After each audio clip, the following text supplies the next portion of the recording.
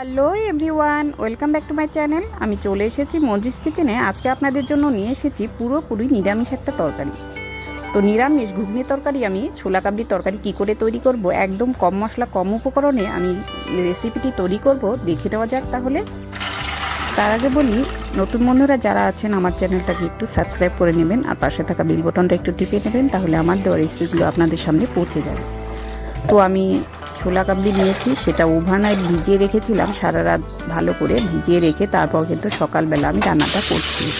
তো ভালো করে ধুয়ে নিলাম, দুবার জল পাল্টে এবার প্রেশার কুকারে দিয়ে নুন দিয়ে তারপর আমি 7-8টা ছিটি দিয়ে ভালো করে হাই ফ্লেমে এটা সেদ্ধ করে নিই। এবার এদিকে দেখাচ্ছি, দেখুন আমি ভাত রান্না করেছি, সেখানে আবার কুমড়ো সেদ্ধ দিয়েছি। এটা আমি কুমড়ো সেদ্ধটা তুলে নিচ্ছি। এটা আমি কি করে মাখবো সেটা কিন্তু খেতে দুর্দান্ত লাগে, সেটাই আমি দেখাবো।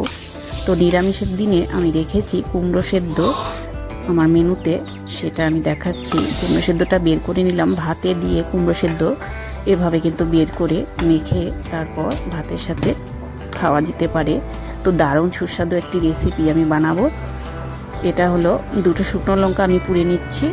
আমি যেহেতু ঝাল খেতে আমি বেশ ভালো লাগে, ঝাল আমি বেশ পছন্দ করি, সেই জন্য 2টো শুকনো লঙ্কা আমি পুড়ে নিচ্ছি। আপনারা যদি সেটা না খান তাহলে কাঁচা লঙ্কা দিয়ে কিন্তু এই সেদ্ধটা মেখে নিতে পারেন। নুন পরিমাণ মতো দিয়ে তেল দিয়ে নিলাম। আমি সবসময় সেদ্ধ মাখা করি কিন্তু সর্ষের তেল দিয়ে। 2টো কাঁচা লঙ্কাও দিয়ে নিলাম। ওই যে বললাম আমি ঝাল খেতে বেশ ভালো লাগে আমার, সেই জন্য আমি লঙ্কা পরিমাণটা একটু বেশি দিয়ে তারপর কিন্তু সেদ্ধটা মেখে নিচ্ছি। আজকে যেখানে আমি নিরামিষ করে মাখছি সেদ্ধটা, সেই জন্য কিন্তু আমি পেঁয়াজটা দেবো না। আপনারা যদি আমিষের দিনে খান সেক্ষেত্রে আপনারা পেঁয়াজ কুচিয়ে দিয়ে তারপর কিন্তু সেদ্ধটা মেখে নিতে পারবেন। তো আমি এবার দেখাচ্ছি আমার ছোলা কাবলিটা কিন্তু সেদ্ধ হয়ে গেছে। এবার আমি 2টো আলু কেটে নিচ্ছি, ছোট ছোট টুকরো করে ডুমো ডুমো করে একটু কেটে নেব। এখানে আপনারা আলুটাকে সেদ্ধ করে নিয়ে কিন্তু রান্নাটা করতে পারবেন। তো আলু কাটা হয়ে গেছে আমার। এবার আমি একটা আদার টুকরো একটু ছুলে নিচ্ছি উপর থেকে, তারপর এটাকে আমি বেটে নেব। আপনারা কিন্তু আদাটাকে থেতো করে ভালো করে থেতো করে বা কুচিয়ে কেটে নিয়েও কিন্তু রান্নাটা করতে পারবেন। আর বাকি মশলাগুলো আমি গুঁড়ো মশলা ব্যবহার করব। এদিকে আমি গ্যাসে কড়া বসিয়ে দিয়েছি, সর্ষের তেল দিয়ে রান্নাটা করে নেব। তেলটা গরম হয়ে গেলে আমি নাড়িয়ে নিলাম। এবার আলুটাকে দিয়ে একটু ভেজে নেব। নুন হলুদ পরিমাণ মতো দিয়ে নিলাম। এবার 2 মিনিট একটু লালচে করে ভেজে নেব। এদিকে আমি দেখাচ্ছি ছোলা কাবলিগুলো, ওই সেদ্ধ করা ছোলা কাবলিগুলো একটু জল ছেঁকে নিচ্ছি। এই জলটা কিন্তু আমি রেখে দেবো। এদিকে আলুটা ভাজা হয়ে গেল, ওটাকে তুলে তারপর দিয়ে নিলাম 1/2 চামচ পরিমাণ ঘি। ঘিটা গলতে গলতে আমি দিয়ে দেবো একটা তেজপাতা। তেজপাতাটা দিয়ে একটু গোটা গরম মশলা দিয়ে দেব।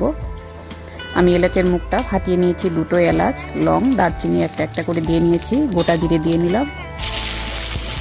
তারপর দিয়ে নিলাম আদাটা বেটে রেখেছিলাম, সেটা একটু দিয়ে আমি একটু 10-12 সেকেন্ড নেড়ে নেব। তারপর দিয়ে নেব গুঁড়ো মশলা। গুঁড়ো মশলার মধ্যে ছিল আমার লঙ্কা গুঁড়ো, জিরে গুঁড়ো, হলুদ গুঁড়ো আর ধনে গুঁড়ো। দিয়ে একটু নাড়াচাড়া করে একটু জল দিয়ে নেব।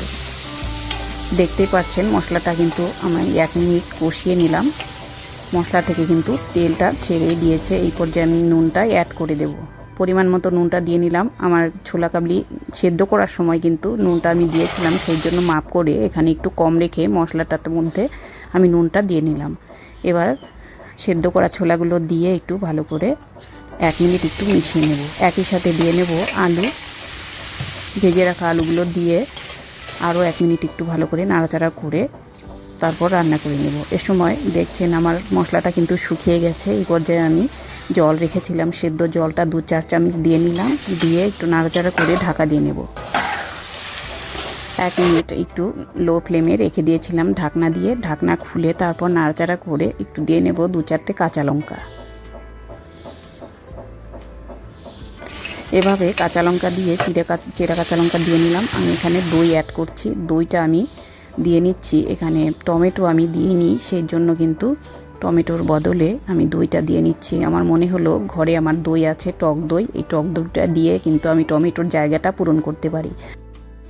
তো আপনাদের ঘরে যদি কোনোটাই না থাকে সেক্ষেত্রে না দিলেও চলবে। তো এইভাবে আমি আরও 1 মিনিট কষিয়ে নিয়ে তারপর গরম জল আমি দিয়ে নেব।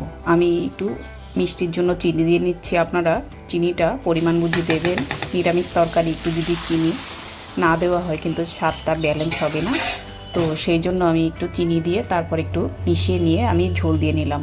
সেদ্ধ করা সেই জলটা রেখেছিলাম, সেই জলটা কিন্তু দিয়ে একটু নাড়াচাড়া করে মাপ করে দিয়ে নিলাম।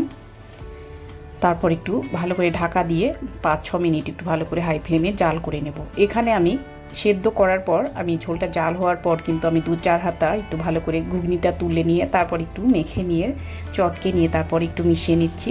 এতে করলে কি হয়, একটু তরকারিটা একটু ঘন টাইপের হয়ে যায়, খেতে কিন্তু ভালো লাগে একটু। তো এভাবে একটু নাড়াচাড়া করে মিশিয়ে নিয়ে তারপর আমি দিয়ে দেবো একটা কারি পাতা।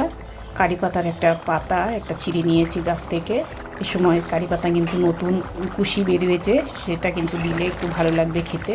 সেটা দিয়ে আর একটু জাল করে তারপর 1 মিনিট জাল করে নাড়াচাড়া করে আমি গ্যাসের ফ্লেমটাকে এবার বন্ধ করে দেব। তারপর ঢাকা দিয়ে রেখে দেব। ঢাকনা খুলে আমি পরিবেশন করে দেখিয়ে দিচ্ছি, দেখুন কতটা লোভনীয় হয়েছে। তো বন্ধুরা, এভাবে আমি নতুন নতুন ভিডিও নিয়ে আপনাদের সামনে হাজির হব। দেখতে আমার ভিডিওগুলো আপনাদের যদি ভালো লেগে থাকে তো অবশ্যই লাইক, কমেন্ট, শেয়ার করবেন। আর ভালো থাকুন, সুস্থ থাকুন। ধন্যবাদ।